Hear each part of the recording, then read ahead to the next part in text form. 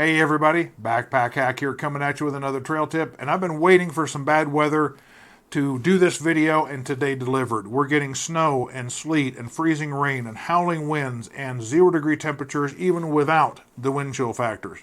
So today I'm going to be doing a video about what's in my get home bags. I have two of these. These are one of two get home bags. I have one in my personal vehicle and I have one in my work vehicle. Even though the packs are different, the contents are both identical. So let's go ahead and get started with what's in my bug out bag. First off, on the outside, you will notice I have a water bottle. It is a clear water bottle and it is empty. The reason I carry a clear water bottle, if I have to harvest water somewhere, collect water from a source, I can see it. I can look at it and say, I need to filter this, I need to boil it, I need to somehow process this water to make it potable. That's why I have a clear water bottle. Over here on this side, attached right to the very top zipper pull, is a little pill bottle with caffeine pills and another one with pain reliever. I figure if I have to deploy this get-home bag, I'm going to take a pain reliever and a caffeine pill to give me the energy and relieve any pain that I'm going to have to endure walking home, because you're going to be in pain walking home. So I put those right on top if I have to deploy this bag. Opening up the top, I have stuffed in here a very basic compass. This is nothing fancy, it's just a very basic compass. I have hearing protection. I have my dust mask. I have my croquis for my glasses, to keep my glasses on me. I have a Ziploc bag here with a first aid kit. I've also got some cough drops and I've got some Imodium in case I have a problem with any water that I ingest along the way. As well as I've got my map. This is a city map. I live and work in an urban area, so I have to have a city map and not a topographical map. On the inside, of course, I stated before, I have my hydration bladder tube. That always rides right inside here, so I don't have to worry about it getting dirty. I have a hat. I have a plastic container with chips and nuts and energy bars and water flavorings and cookies and just some general edibles. I don't carry food because I don't want to prepare anything. My idea is I'm going to be well fed at the point I have to leave, so I just need enough energy to carry me through when I normally would have a meal. So that's what is in there. I have a pair of gloves, toilet paper. This is kind of a complicated bag right here. I've got a lot of stuff in it, but I have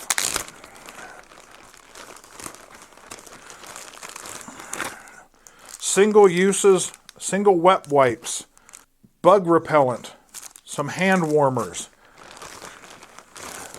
an emergency poncho, a mole pad in case I start having sore feet. In this container I have a weather radio,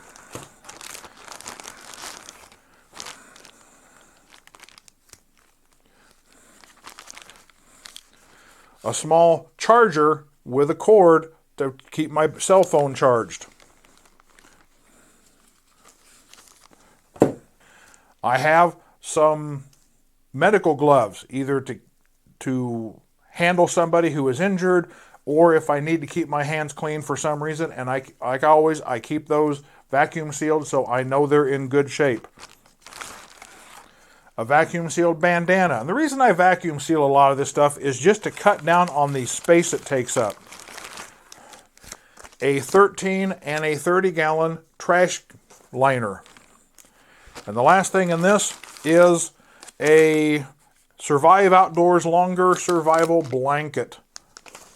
And that's what's in that bag. I have another bag with a couple of bandanas in it here.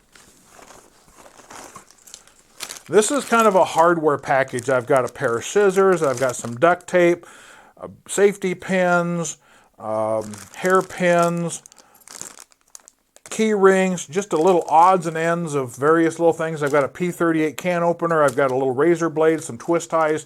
I call this my hardware package. 100 foot of paracord. a notepad and a pencil, or a couple notepads and a pencil,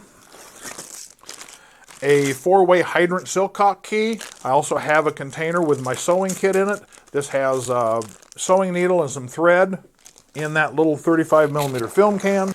The next thing I've got is my personal care and hygiene. I've got nail clippers, I've got medication, I've got toothpaste, I've got a toothbrush, lens cleaners, nail clippers, tweezers, eyeglass repair kit, and lip balm in there.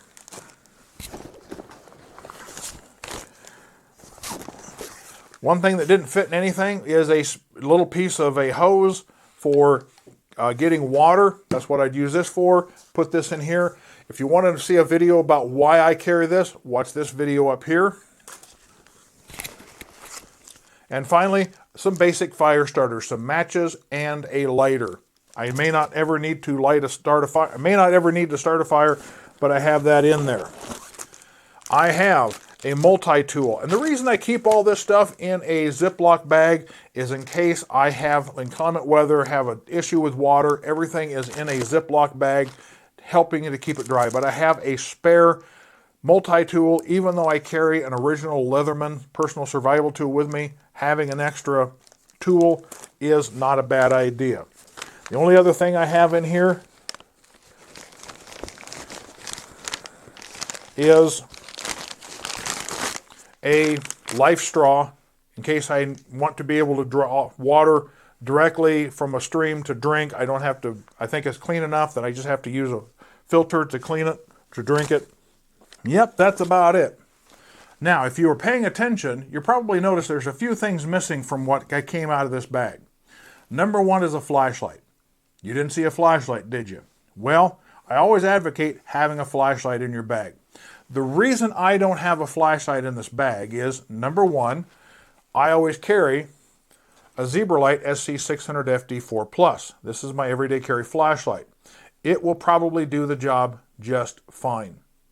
This isn't really much of a thrower, however, so if I feel I'm going to have a thrower, in both vehicles, I always have a Phoenix FD40.